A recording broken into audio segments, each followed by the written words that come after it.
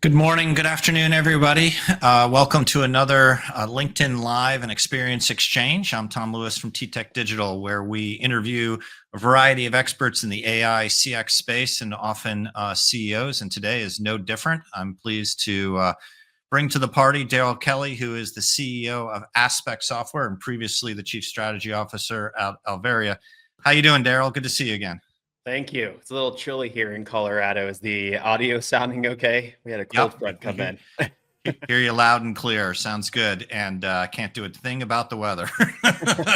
Although we're getting rain in LA, which normally would be good. Although I hear we had some fires, so maybe not so good. But as part of the intro, I described you as former Chief Strategy Officer of Alvaria, but then you're the CEO of Aspect. And normally in these conversations, we don't talk a lot about the brands we represent. The idea is these are intended to be thought leadership discussions and get people thinking about CX problems and so forth. But I got to start with, let's just clear the air a little bit and explain the family history, the family tree, and whatnot relative to Aspect and Alvaria, because I know Aspect goes way back, but here it is again. Yeah, Aspect is back. We've been All on right. a round, a full tour of conversation with analysts and PR, with public press as well, because Aspect is back. So about 5 years ago, there was a consolidation, a merger between two formidable businesses, Aspect and Noble, respectively. That became Alvaria Inc. Over the past few years, what has happened is we've identified a business unit strategy or a brand of the house of brand strategy, similar to TTEC. You have TTEC Engage and TTEC Digital, that are both very formidable. They're both unique strategies in terms of how they deliver value in the industry. We come at the value that we contribute to the industry from a workforce and workforce productivity, engagement, and efficiency side. Whereas the other side of the business, Alvaria, as it's retained, Alvaria CX, is focused specifically on the customer experience. So it's a fun duality. It represents the market, I would say, very perfectly. There's the people, human side of it that are responsible for delivering excellent experiences, and then there's the front end engagement, and that represents the Alvaria portfolio of companies, Alvaria Inc. Perfect. portfolio of companies. Yeah, that's great. That clears the air there. So let's get into it a little bit and talk about the workforce management pieces of it. Clearly, Aspect provides world-class, leading, best-of-breed workforce management solution. But there's a lot of conversation around customer experience and how it is getting worse. And my contention is it's actually the technology and what's being delivered is about the same. It's just that people's expectations are increasing, perhaps. But I'm curious from your standpoint how the state of CX affects workforce management and the agent pool, and specifically, and how, and I'll leave it there. Yeah, how it affects those two things. Yeah, I get a brilliant view of the market. I get to fly up here, if you will, and talk to some of the most leading brands that have the greatest impact on the market. Some of our customers are in the hundreds of thousands. And so, it gives us a unique perspective to conversations that are very intimate with the iterations and the changes within the customer experience and workforce space, respectively. Look, with the introduction of AI, artificial intelligence, chatbots, right? They're taking some of these interactions, right? More of the low complexity interactions and, even more high complexity interactions within the customer journey. What we're seeing on the other side of that is these moments, these magic moments, these moments that matter the most with the interaction with the brand. There is a very, very high emotional connection during that point versus transactional. I think there was a blend between transactional and relational historically with the contact center. Well, now that we have brilliant technology and the accuracy and the containerization rate within digital channels is increasing, especially with agentic AI, where it's dealing with even more complex things. You can book an entire flight, correct an entire flight with agentic AI. That used to be something that would be routed to an agent. Now, the most complex things are being routed to an agent. And what I'm seeing through the market is these agents are feeling more overwhelmed than ever. They were skilled for a specific type of intent, specific type of conversations that are primarily transactional. When you think about the average interaction time over the past 20 years, you've been around that 3 to 4 minute average. What we're seeing from customers is this relational type of conversation that's happening where it's upwards of 10, 15, even 20, 25 minutes in some cases, because it's turned in from, hey, I need this thing immediately to, hey, there's this complex multidimensional thing that I need this agent to resolve for me. That's not just a support issue, a reactive support issue. What we've seen is these interactions actually end up being a retention issue long term, and also opportunities to drive more brand value and more revenue through the customer interactions, shifting this idea that the contact center is a cost center into a profit center that is highly and deeply integrated into the overall conversational journey that you may have with the brand. So look, I think we're in the time where artificial intelligence is going to do what artificial intelligence does really, really well. It creates a really efficient experience at scale that's very personalized for the customer. And I do agree there's this little period where good strategy has to come in, good orchestration, because customers are so much more fragmented than they are today. They have some information here, they made a purchase over there. And so integrating that in is going to be very, very crucial. And that takes good design. It takes good strategy, conversational design, technology design, infrastructure design, respectively, so that identity of the customer can be much more holistic. So then that way they're having less fragmented, less frustrated interactions with the front end intelligence. But then when it gets transferred over on the other side, they're also expecting continuity, which is important, that me as an individual, I'm not fragmented and I have this relationship with AI on one side of the brand, and then I have this human relationship on the other side of the brand. It should be one relationship that's centered around me, and it's centered around the brand. And Well, let me tie that. Yeah, let me I'll tie go on those forever. So let me tie those two thoughts together. please. On the one hand, you were talking about the long relationship calls. On the other hand, we're talking about the AI component. And I often have to early in the AI days and automation days, even back to IVR, the handle time of a call is one thing, but what clients sometimes confused was that the average handle time was going up because automation was increasing. And so what I'm trying to ferret out between a couple of things you just said is how much of the increase in the handle time is because much is being automated versus what you were talking about, as Gartner calls it, value enhancement or relationship building, or is it a combination of the both?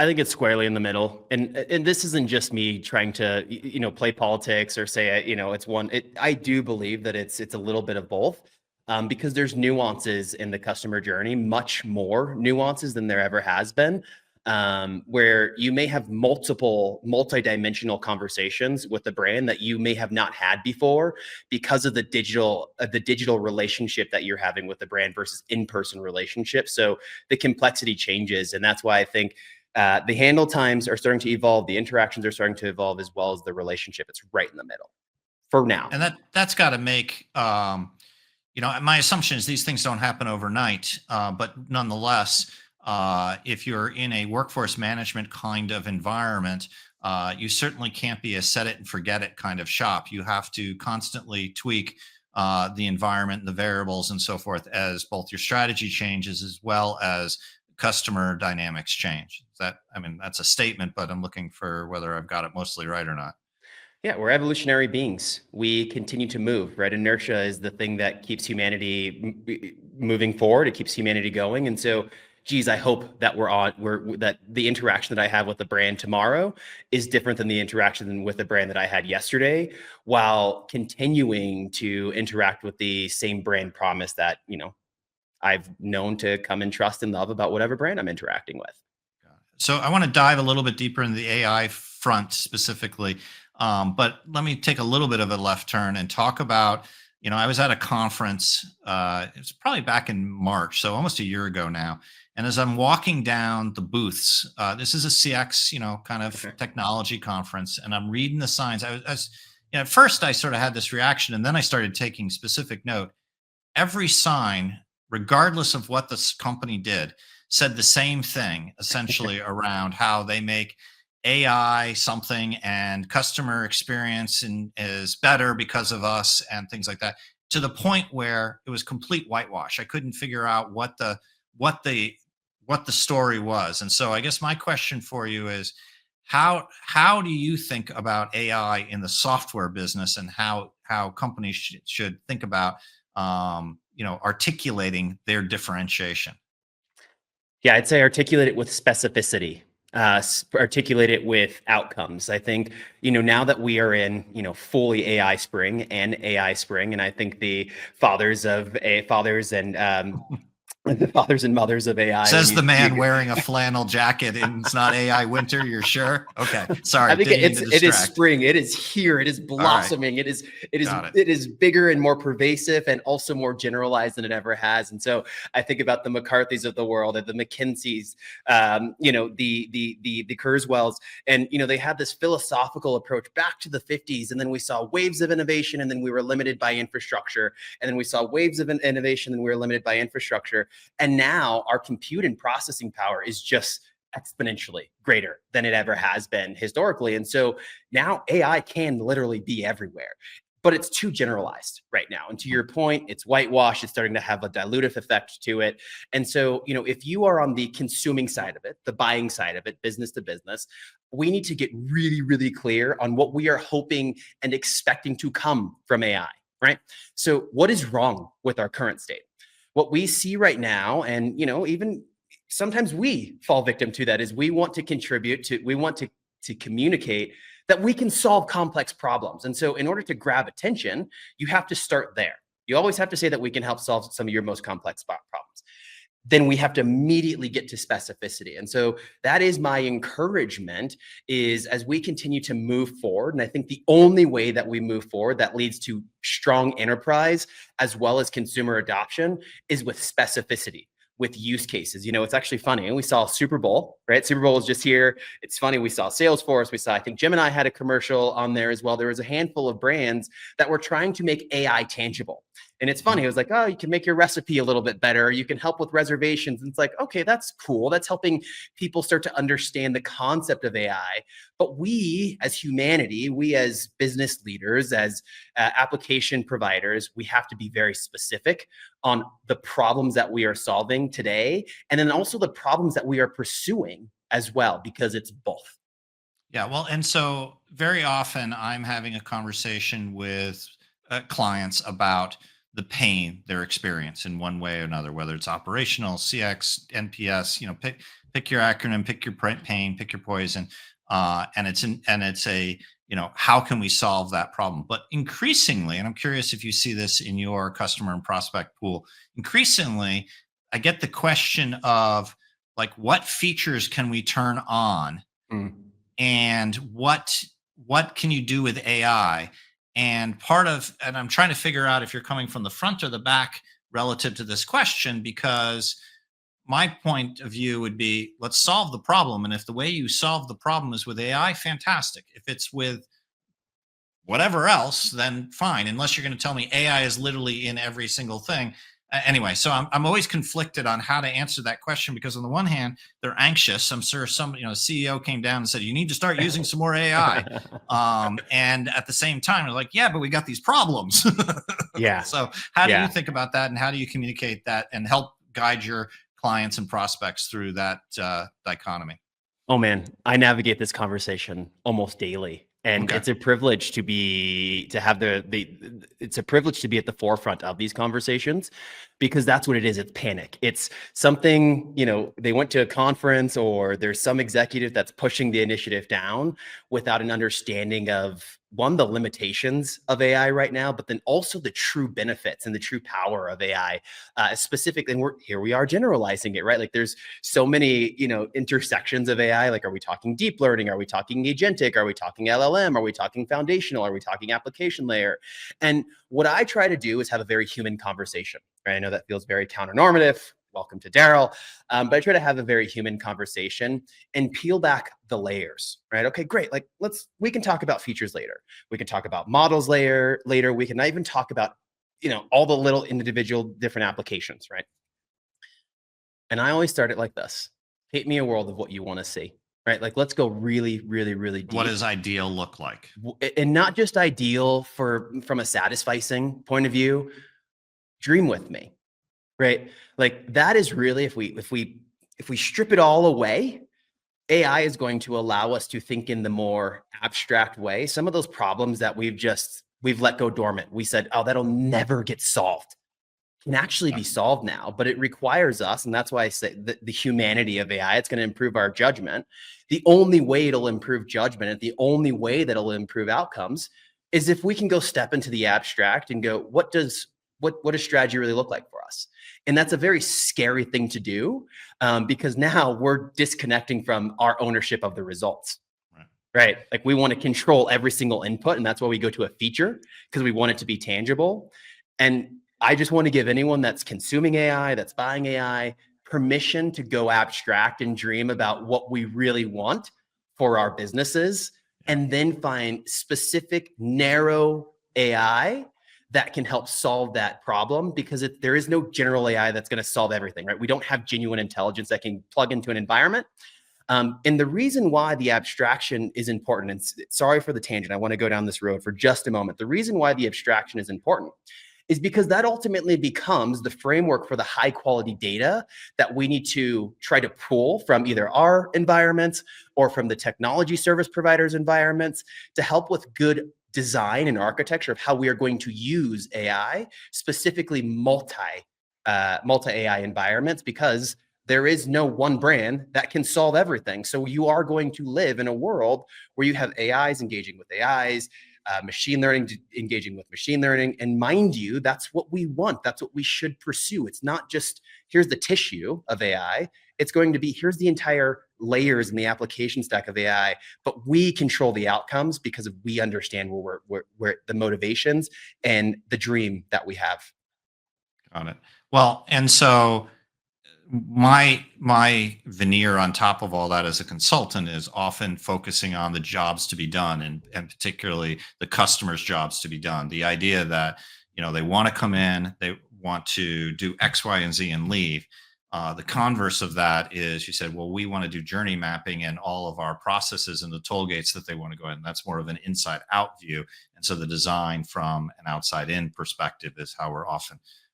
So we've got just a couple of minutes here. I'm going to dive a little bit deeper into something you just talked about. It was buried in the middle of all that, which was around deep learning. And I want to give you a chance to talk, because this is deep learning on the other hand, as opposed to some of the traditional advancements in Gen AI and AI lately. Deep learning's been around for a little bit longer.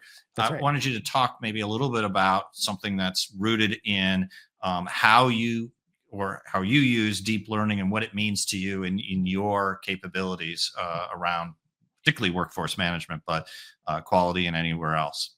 Yeah. Look, deep learning to me is everything, right? When you think about AlphaGo, AlphaZero, unsupervised learning environments, it's reflective of biology at scale.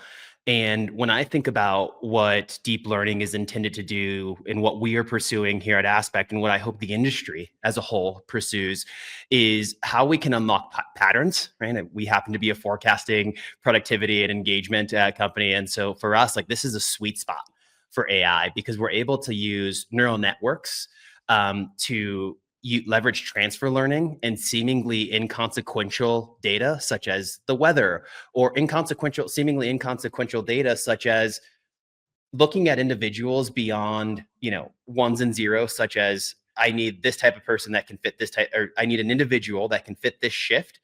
I don't care who it is. It can be Darryl, it can be Tom, it can be Jacqueline, it can be Kara, right?